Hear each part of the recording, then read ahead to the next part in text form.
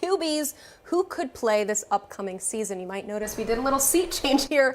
Carl Reed is here with us, the coach, and I'm going to start with you. Who is a quarterback in this class you could see putting in some minutes this upcoming fall? Well, I think we got to go with Nebraska's Dylan Raiola. He's definitely a guy that's going to come into the Cornhuskers and play right away. He's the prize of their recruiting class. Obviously, the lineage of being there, but he's the guy they wanted. Was committed to Georgia at one point. They got him to switch at the very end. The eyes of Nebraska are on Dylan. They are expecting him to be able to come in and turn that program around right away. I don't think it's any doubt that he's going to be the guy going in for the Cornhusker smoke day one. It's a lot of family over there, right? Mm-hmm. Any daddy ball going on over there? You think this guy can come in as a young guy that's been to how many schools?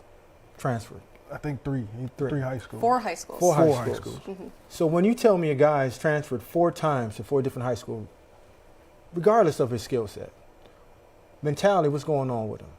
Why did he leave? And when you get on a team and you're supposed to be the guy, grab that bull by the head and run with it and go out there and Cornhusker Nation is going to be going and say you're the guy. There's a little bit that I question in terms of his mental aptitude and his ability to get through adversity. Not saying that he can't, but this would be a good time for him to grow up. Whether he went to 1, 4, or 10 high schools, he's Nebraska's guy. If you saw their quarterback play last year, it was very dismal.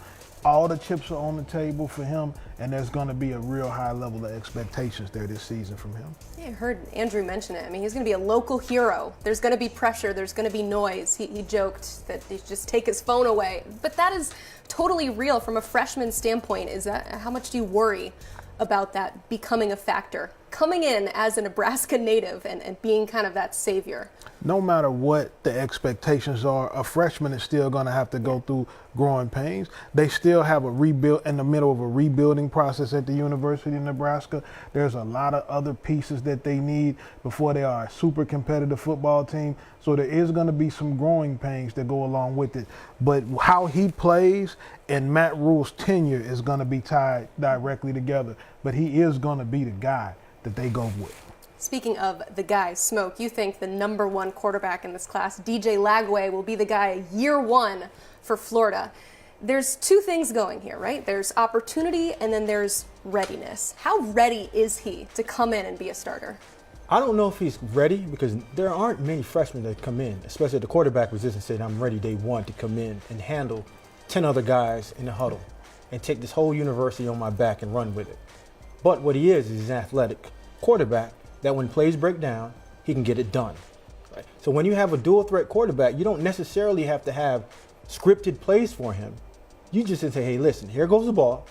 There's one read right there. The second read is on your legs. Go get it.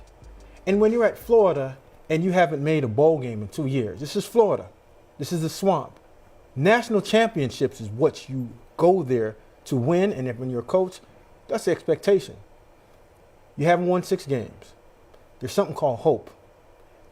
This young man gives Florida hope. They have a game manager right now that's there. But with a game manager, what do you need? Playmakers. They don't have a lot of playmakers. This kid here is a playmaker with the ball in his hands. And there are 1 or 2 guys that he can run around a couple of seconds, get the ball to him, and he can score. But this guy gives Florida the best chance in order to get back to +6 wins. And with DJ Lagway, he's going to be in a similar situation Raiola was in. You need improvement from the quarterback position. Mm-hmm. And he's going to bring that to the table. He's poised as a dual threat guy. You can do a lot of things in the passing game with him, but the running game with him as well, including read option, power read, run scheme kind of things, when you are limited in some of the other skill spots. The Florida Gators are a long way away from competing for national championships, but they need him to play very, very well to get them going back in the right direction on the winning side of things. Yeah, both of those guys will be facing a lot of pressure, but hey, 74 total touchdowns as a senior. DJ Lagway, he's got it. He's got it in him. He can score. Mm-hmm. He can score. We know he can reach the end zone. I'm sure the Gators are hoping to see that a lot this fall. Let's talk about some maybe off the radar kind of guys. A name that you might not think of, but based on that opportunity could play right away? Who do you think? Well, I think that when you look at Ohio State and this football team, the transfer class they put together, the recruiting class they put together, and it was a lot when Kyle McCord left and they started jumping in the transfer portal, going after guys, and they ended up settling on Will Howard from Kansas State. I think you got to look at Noland. Noland was Ryan Day's guy. And regardless of what anybody thinks in terms of how the season ended in Ohio State, losing to the University of Michigan and how that upset the fan base, Ryan Day is one of the best quarterback coaches and evaluators of quarterback play in the country. And Noland is the guy he picked. He is only the sixth five-star quarterback in school history to sign with Ohio State.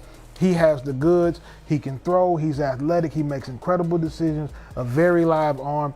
Do not be surprised if he comes in and pushes the issue and really competes hard for Ohio State this season.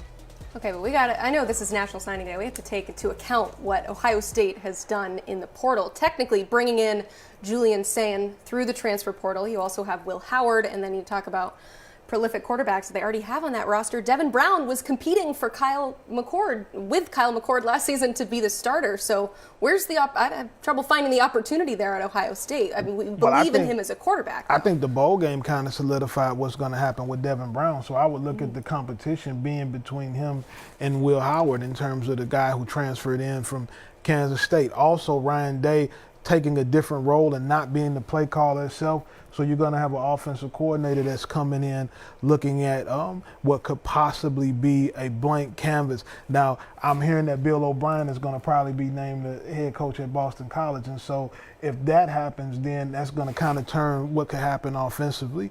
So in terms of having a fair opportunity for him to compete, you're talking about a five-star and one of the best guys in the nation there. Yeah. And if that does happen, if Bill O'Brien does leave, I know that was a big reason that Julian Sayin came in because he recruited him at Alabama. Smoke, would you like to add anything before we go to your guy? Man, I used to call you short arms. That was a long reach.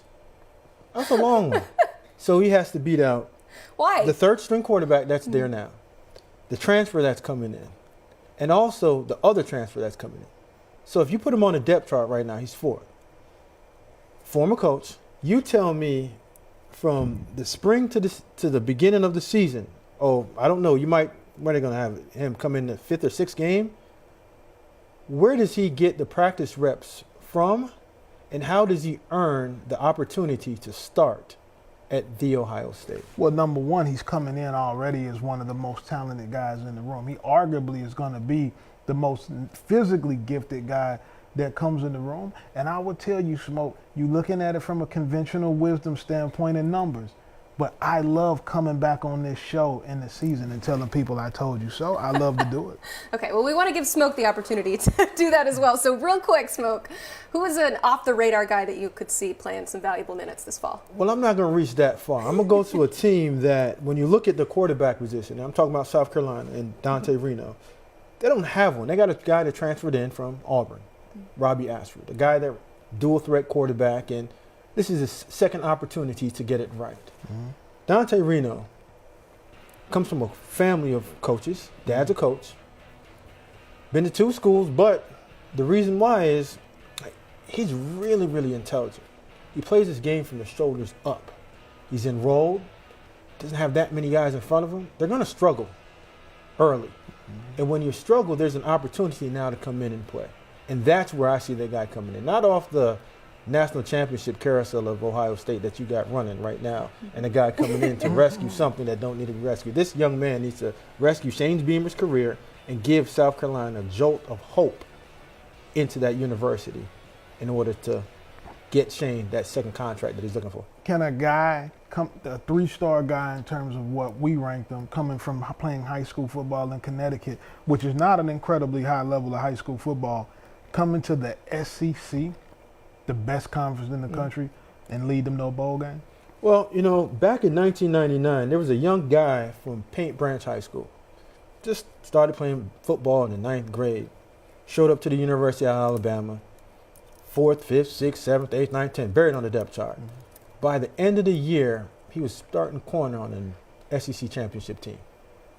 So, yes, that can happen. Smoke, in 1999, you had a high top fade like Kid and Play, and we were riding down the street listening to 8 Ball and MJG. Now I'm balling. It doesn't matter.